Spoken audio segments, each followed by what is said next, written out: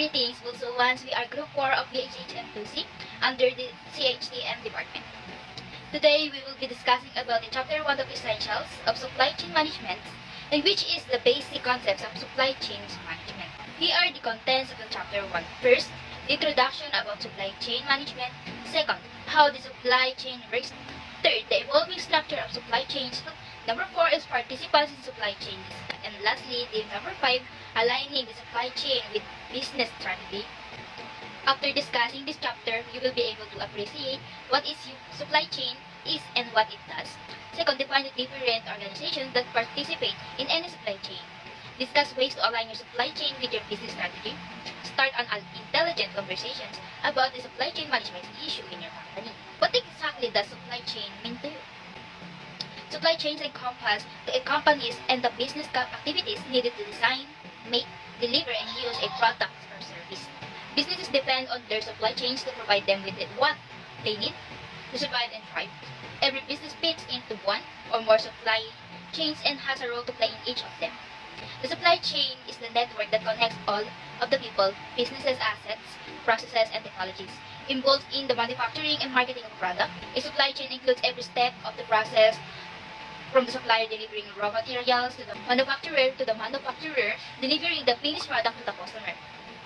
The pace of change and the uncertainty about how markets will evolve has made it increasingly important for companies to be aware of the supply chains they participate in to understand the roles that they play.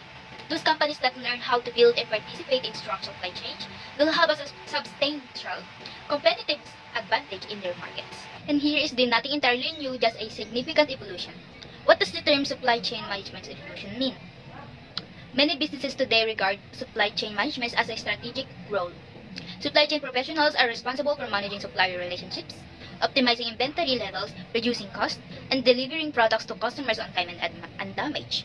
How does understanding the evolution of supply chain management inform current perspectives? The consequences for this practice: supply chains are essential to modern life and the global economy. Understanding the life cycle and evolution of supply chains can provide new insights for modern supply chains design and management. Practice of supply chain management is guided by some basic underlying concepts that have not changed much over the centuries.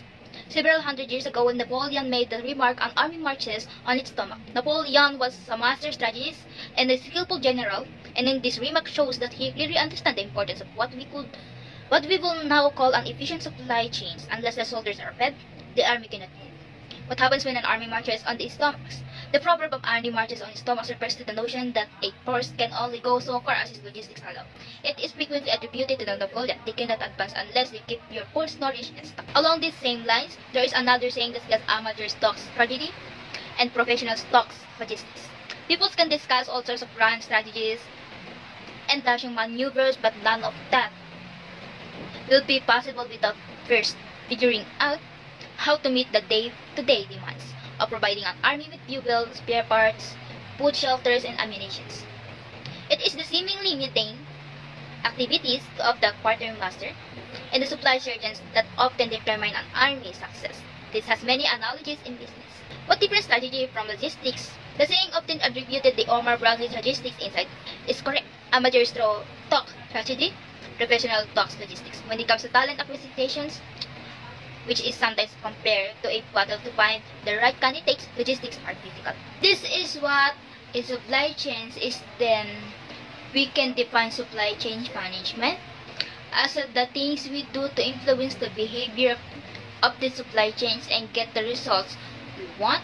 Some definitions of supply chain management are: the first, the systemic strategic coordination of the traditional business functions and the tasks across these business functions within the particular company and across businesses within the supply chains for the purposes of improving the long-term performance of the individual companies and the supply chains as a whole. Bromendrez, DeWitt, Divler-Minix, Smith, and Zakaria in their article defining supply chain management in the Journal of the Business Logistics. The term supply chain management arose in the late 1980s and came into widespread use in the 1990s. Prior to that time, businesses used terms such as logistics and operations management. Instead, some definitions of supply chain are offered below. First, supply chains in the alignment of firms that brings products or services to market from Lambert, Stock, and Elrom in their book Fundamentals of Logistics Management. Second, a supply chain consists of all stages involved directly or indirectly in fulfilling a customer request. The supply chain not only includes the manufacturer and suppliers, but also transporters, warehouses, retailers, and customers themselves. From Chopra and Mendel in their book Supply Chain to Management Strategy, Planning, and Operations. Third, the supply chain is a network of facilities and distribution options that perform the functions of procurement of materials, transformation of these materials into intermediate and finished products, and the distribution of these finished products to customers. From Ganeshan and Harrison at Penn State University in their article in the Introduction to Supply Chain Management. Last is the supply chain management is the coordination of productions, inventory locations, and transportations among the participants in the supply chain to achieve the best mix of responsiveness and efficiency for the market being served. It's my own words. There is a difference between the concept of supply chain management and the traditional concepts of logistics. Logistics typically refers to activities that occur within the boundaries of a single organization. And the supply chains refer to networks and companies that work together and coordinate their action to a delivery product to market. Also, traditional logistics focuses in its attentions on activities such as procurement, distributions, maintenance, and inventory management. Supply chain management acknowledges all of the traditional logistics and also includes activities such as marketing, new product development, finances, and customer service. In the wider view of the supply chain thinking, these additional activities are now seen as the part of the work needed to fulfill customers' requests. Supply chain management views the supply chain and the organization in it as a single entity. It brings a systems approach to understanding and managing the different activities needed to coordinate the flow of products and services to best serve the ultimate customers. The systems approach provides the framework in which to best respond to business requirements that others will be seems in the conflict with each other. Taken individually, different supply chain requirements often have competing needs.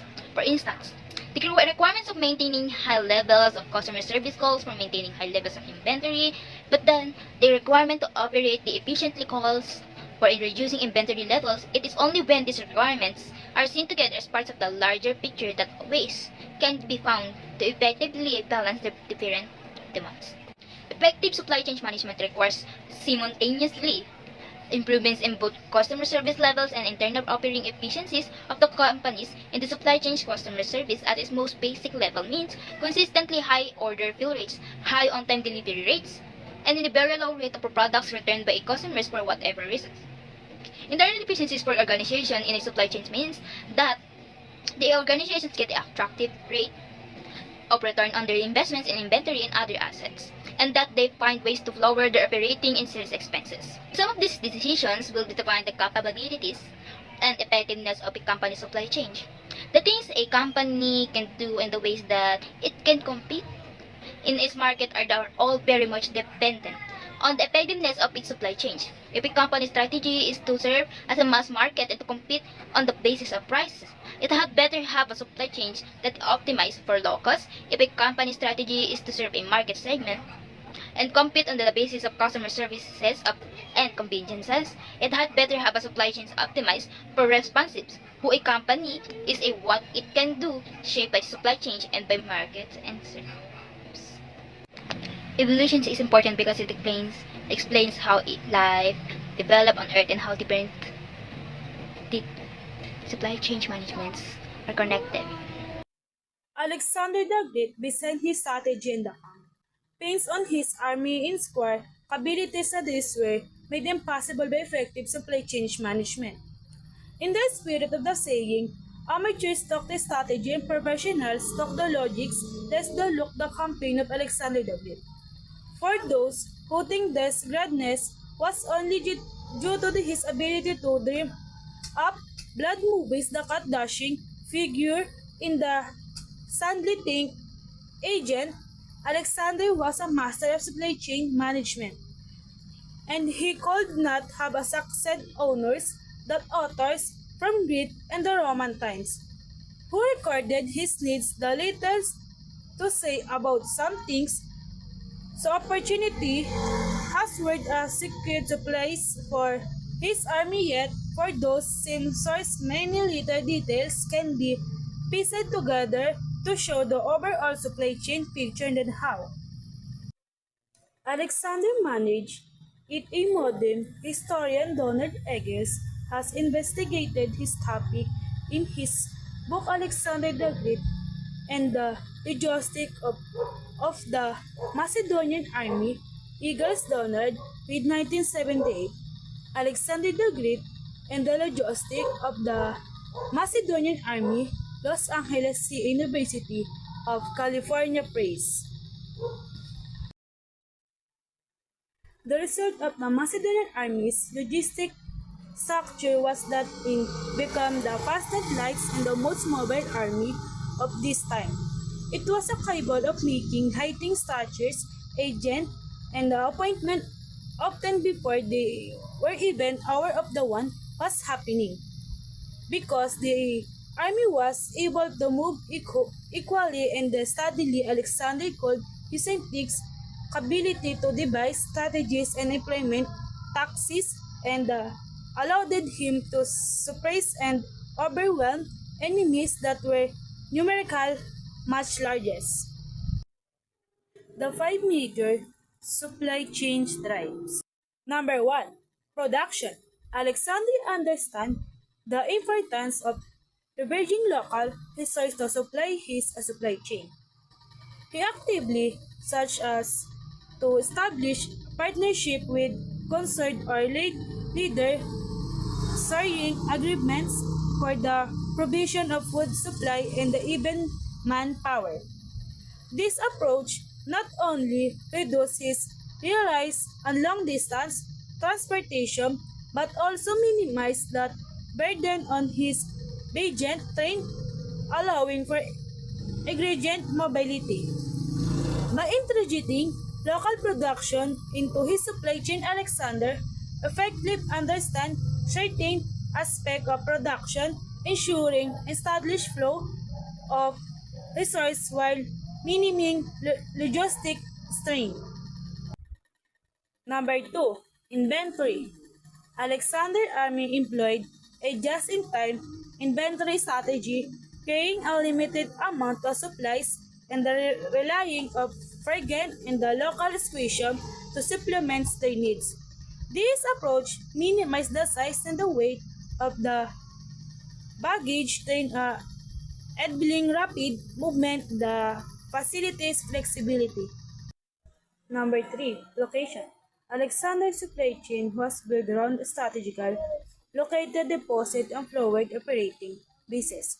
These locations were chosen based on proximity to key resources, accessibility, and strategical information. Here of example was strategically located for receipt of supply from starting region and serve a large husband for chain convenience in the Central Asia. Number 4. Transportation. Intermodal and adaptive logistics. Alexander Army utilized a combination of the land-sea transportation, demonstrate and positives understanding of intermodal logistics.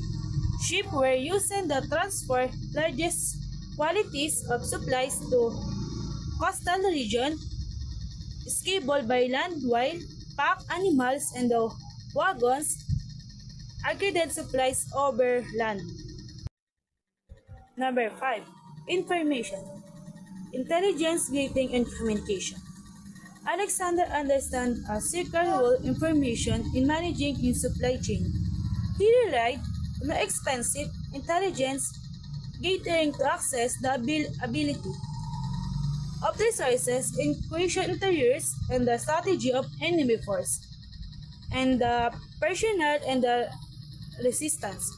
He also establishes communication network using a current and a signal fire to relay information between his army and his supply bases. This ensured that his army was aware of potential threats as resource ability and the logistic change, allowing for timely adjustment to his supply chain strategy. The evolving structure of a supply chain. Here is the summary of evolving structure of a supply chain. The first one is supply chains participants make ongoing decision affecting five key drives, which is cost, quality, flexibility, delivery, and service. The second one is companies focus on core competency and often outsource non-core function. Companies concentrate on what they do the best and often outsource another function to specialized provider, enhancing efficiency. The next one is historical vertical integration was common, allowing companies to own multiple production stages of efficiency. Historical companies own various product stage, streamlines operation, and reduce costs. The next one is fourth exemplified vertical integration by controlling iron mines, tin mill, and assembled plants. Fourth exemplified vertical integration by mining iron mines, tin mill product, and assembling, achieving significant operation control. The next one is market involvement. The flexibility of a vertical integration become apparent, leading to a loss in market shares for companies like Ford. As a consumer, preference shifted towards variety of customized vertical integration become less responsive, resulting the declining market shares for firms like Ford. The next one is current trends emphasize globalization and technologies change, encouraging collaboration amongst specialized firms. Current trends drive companies collaborate across border and sectors, adapting the rapid technology change and competitive pressures. The next one is companies now practice virtual intelligence integration to enhance supply chains performance. Companies engage in virtual integration. Companies will specialize to optimize supply chains efficiency and adaptability. And the last one is strategic definition of core competency and supply chains position in vital for companies. Defining core companies and effective positioning within the supply chains is essential for maintaining a competitive engage in today's market. Old supply chains versus now. Vertically integrated companies serves a slow-moving mass market once attempted to own much of their supply chains. Today, fast-moving markets require more flexibility and responsive supply chains. Here, the old supply chains consists of raw material, transportation, manufacturing, distributing, retail showroom. These are slow-moving industrial fast market. And the second one is the new supply chain. Consists of raw materials company, transportation company, manufacturing company, independent distributor, independent retailer. This is fragmented, fast-moving market. In all supply chains, relied heavily on vertical integration while companies control every aspect from raw materials to retail.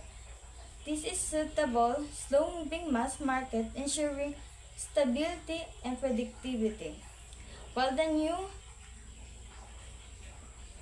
new supply chains emphasize integration, allowing companies to focus on core competency while partnering with others. This shift enhances flexibility, responsiveness, essentially for negativity in today's fast-moving market. A supply chain consists of a company along with its suppliers and customers. In a simple supply chain, these are primary participants. An extended supply chain includes additional participants, the supplier's supplier or ultimate supplier, the customer's customer or ultimate customer, and various service providers offering logistics, finance, marketing, and IT services. Overall, a supply chain features a mix of producers, distributors, retailers, and customers, supported by service providers delivering essential functions. Producers. Producers or manufacturers create products, which can be raw materials like minerals and timber, or finished goods made from those materials. They also produce intangible items such as music and software, as well as services like cleaning and teaching. Many traditional producers of tangible goods are shifting to regions with lower labor costs, while producers in developed areas increasingly focus on intangible products and services. Distributors. Distributors, also known as wholesalers, purchase products in bulk from producers and deliver them to customers, typically other businesses. They help buffer producers from demand fluctuations by managing inventory and handling sales. Distributors fulfill the time and place function by ensuring products are delivered when and where needed. Their roles include inventory management, warehousing, transportation, customer support, and post-sale service. Some distributors may act as brokers, promoting and selling products without taking ownership. They continually track customers' needs to match them with available products. Retailers. Retailers sell inventory in smaller quantities directly to the general public and closely monitor customer preferences and demands. They use advertising and various strategies, such as pricing, product selection, service, and convenience, to attract customers.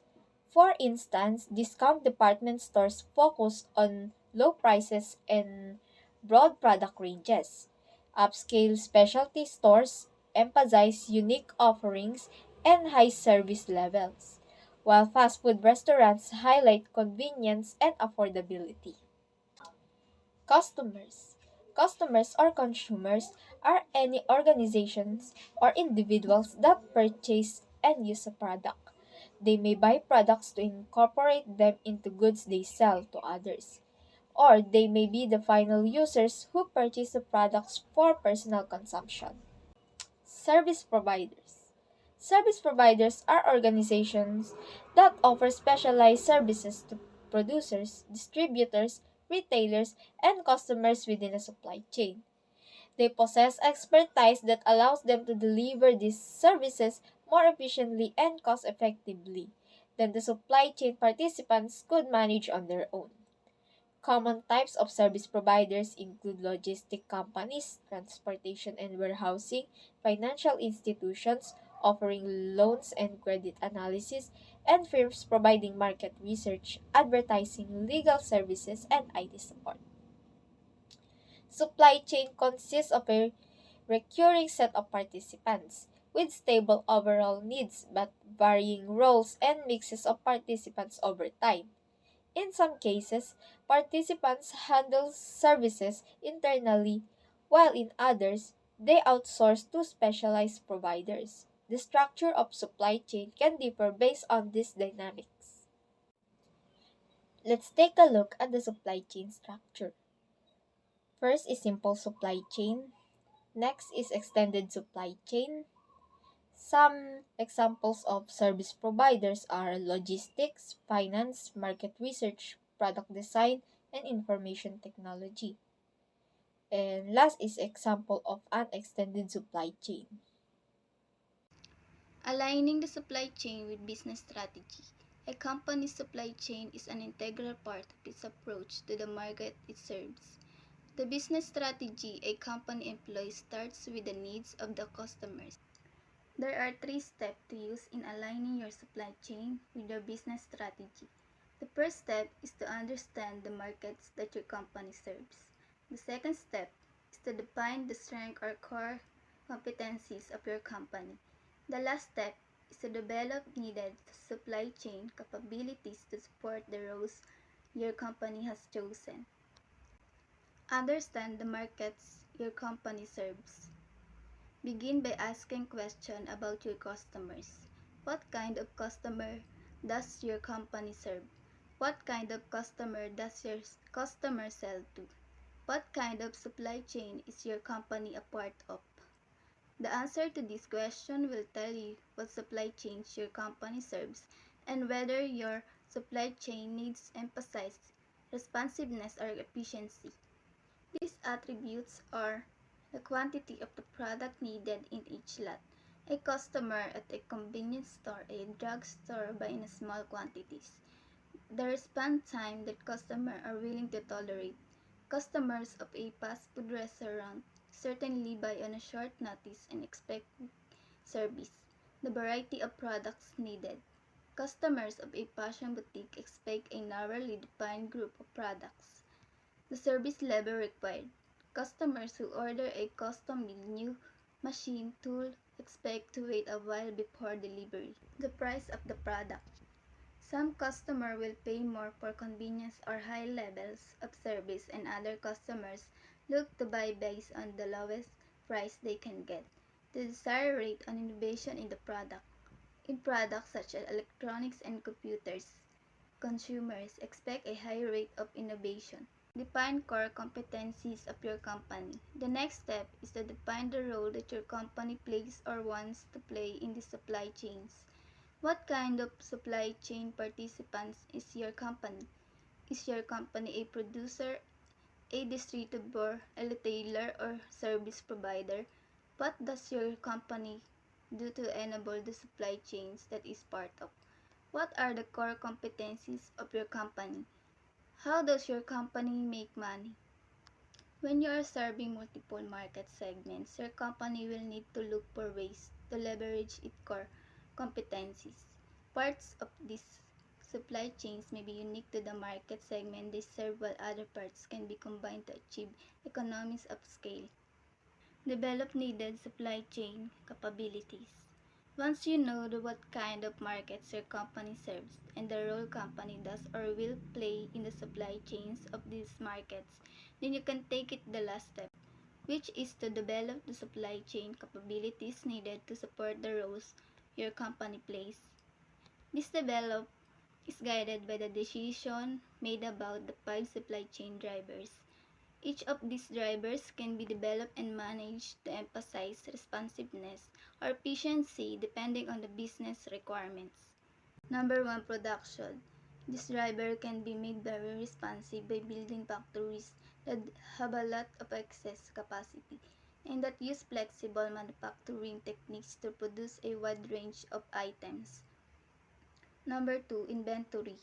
Responsiveness here can be had by stocking high levels of inventory for a wide range of products.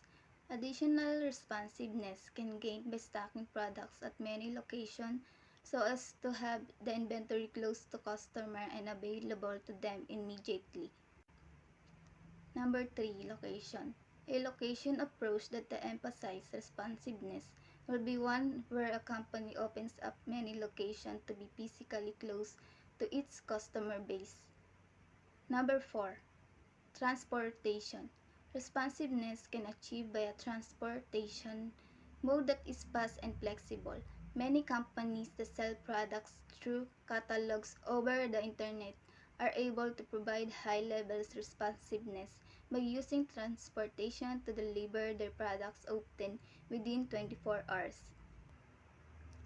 Number 5, information. The power of this driver grows together each year as the technology for collecting and sharing information becomes more widespread, easier to use, and less expensive. That's the end of our presentation. Thank you for listening.